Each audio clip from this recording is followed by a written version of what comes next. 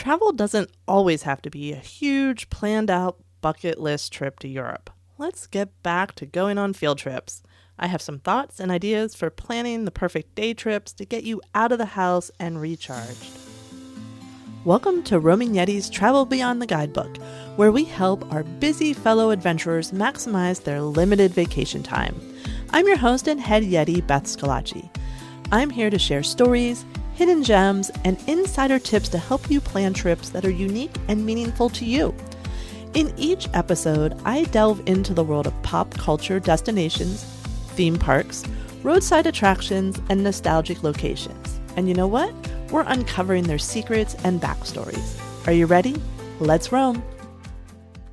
Welcome back. To tie into the Olympics in Paris, I wrote a script for sharing filming locations in and around Paris. And I had also planned to rerun some of our Paris episodes from our trip last year.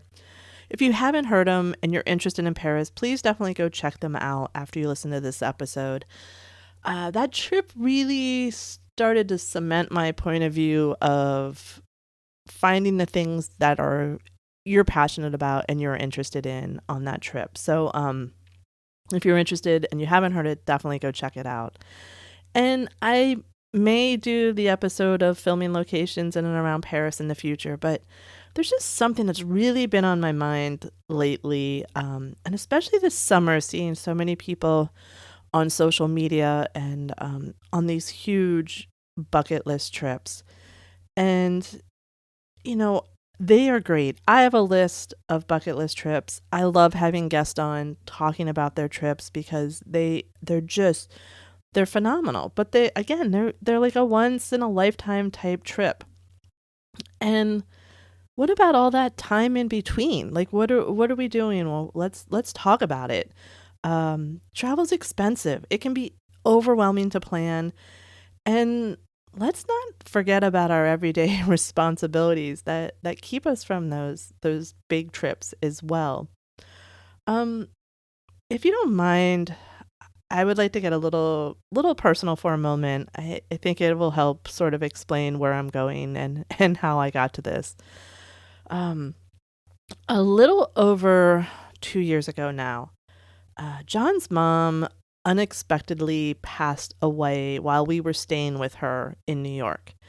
Now, we were staying with her while his dad was in the hospital with kidney failure.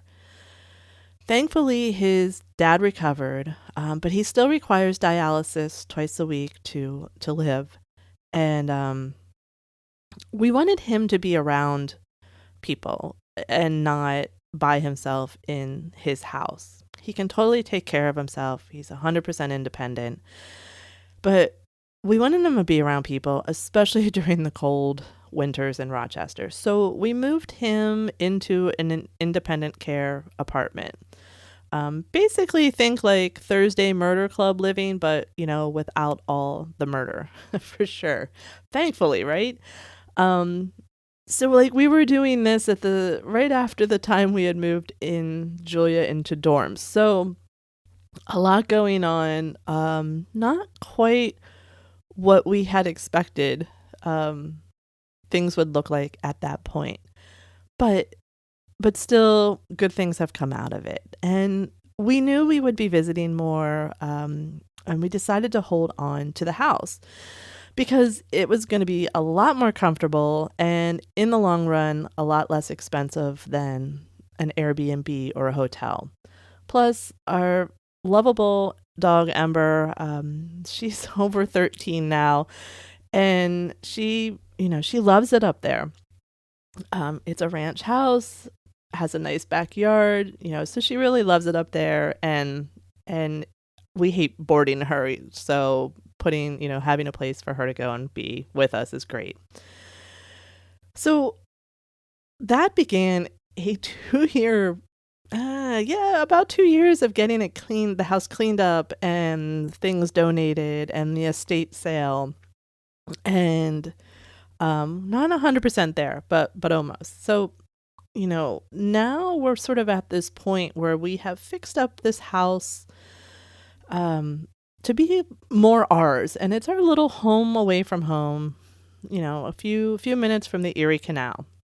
So, why am I telling you all this? First, we thought before all this happened that, Julia would go to school and we'd be able to do more weekend trips around the country, which is one of the reasons, I actually started roaming Yeti. But that's going to have to wait. And you know what? That's okay. And it's actually been a really interesting gift to us, I feel like. And second, we have finally been able to use our evenings and weekends in New York for fun and to explore the area. And that's sort of the gift we've been given. It's just been a lot of fun to find new places and get out of the house, even if just for a few hours in the evening. So when we came back to Maryland this last time, I was feeling really down and I just couldn't quite put my finger on it. And then it hit me, was that Maryland Beth and John are not near as interesting as New York Beth and John. So what are we doing? We're going to take care of that situation. So we are beginning to return to day trips in this area, in the Maryland, D.C., Virginia area, DMV, as we like to call it here. And now I'm going to admit, though, that the places we find in New York are usually more interesting to me personally because they fit my vibe and my interest. If you are a Civil War buff, if you are a government buff, if you are a constitutional buff, this is your area, this is your stuff. But I don't know if I've lived here too long, but it's not my thing, and you know that by the topics I talk about. But I really want to just share these places we find and things that I think are interesting as well. But we are going to do more around here. And right now in the summer, not doing the trips to DC or Baltimore. I do have some ideas of things I want to check out there, but I want to wait till all those summer tourists are gone. And we'll be able to do things in a little quieter, more in peace kind of way. So for today, and actually the next few weeks, I want to talk about day trips, or should we call them field trips? I mean, remember field trips in school? They were the best. So let's get back to field trips for adults. And the best part about adult field trips, though, is we get to pick our destination. So let's make it fun. Plus, let's face it, fall is going to be stressful for many of us.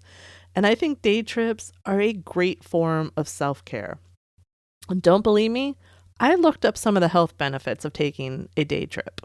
So physically, day trips often involve activities like walking or hiking, and that's going to improve fitness and cardiovascular health.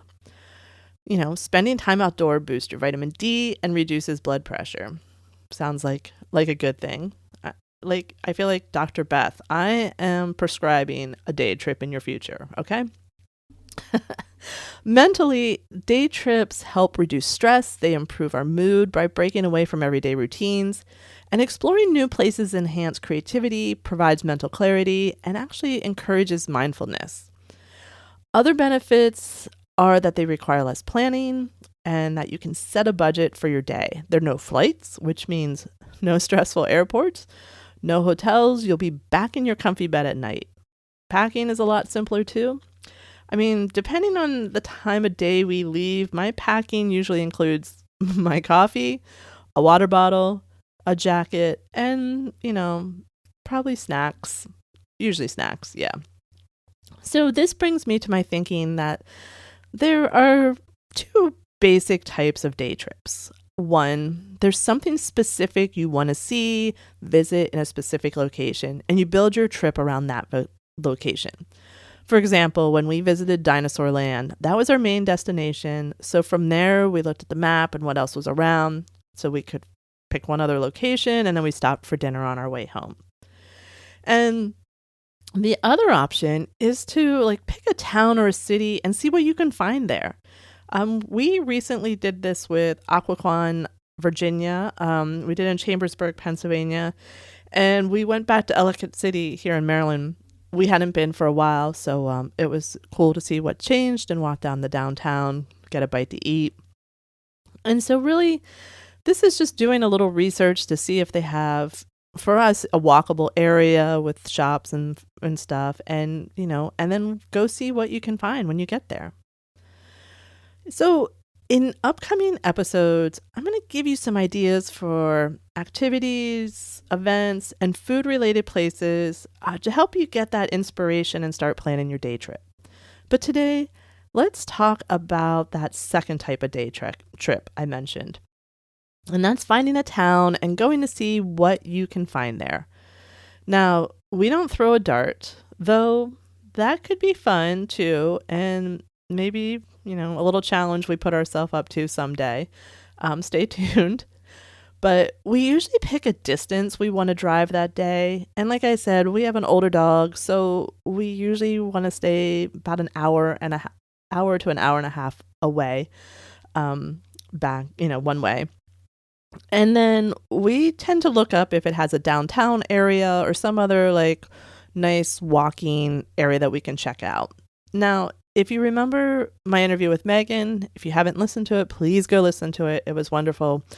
If you're like Megan, you would be looking for a bookstore to check out. I like to see if there's a bakery, but for me, it's not usually a deal breaker. Maybe, you like record stores or you like stationery stores. Look for something that piques your interest and hit the road. I love walking around a new town or city. You get a feel for the people there. You can get a feel for the residents based on the stores you find. Is it a city in transition? Is it busy with tourists, or is this more of a locals town? And the thing I love about travel, and you find it on a day trip as well as a trip to China on the other side of the world, is that people have so much more in common than we think. We think we're all so different. But you'll find we're fairly similar. And so if you live near a city, check out the suburbs or a rural area around you. If you live in the rural area, head to a city. Like, get that different vibe and different, energy around you, and see who's there. And many of the places I have done episodes on that are US based, you can definitely do a day trip if you live close enough. If you live near Atlanta, go to the Center for Puppetry. That's a day trip. If you, are visiting the Finger Lakes, go to the Strong Museum for a day trip. So, use those as inspirations to do a search and see if there's similar attractions near you. Can you do Disney for a day? You can do a park for a day. You can definitely do it. Might be a fun challenge based on your interest. I wonder if I could build the perfect day for you at a Disney World park based on your interest. Stay tuned. I think that might be another idea. But, I will continue to share some of the quirky and cool finds we find when day tripping in Maryland and Western New York. I plan to do a whole series this month, like I said, on day trips, and hopefully it'll inspire you to get out there and roam this fall. I think fall is a great time for these day trips. The weather is a little more cooperative, especially for us here in the Mid-Atlantic area. But I want to hear from you about your favorite day trips so I can share them and I can check them out myself. So let me know on social media or join our Facebook group, Roaming Yeti Travel Flurry. And I hope this episode inspires you to get out and roam, even in your own backyard. Get out there on those field trips. So follow, download, and subscribe so you don't miss future episodes. Tell a friend, leave a review.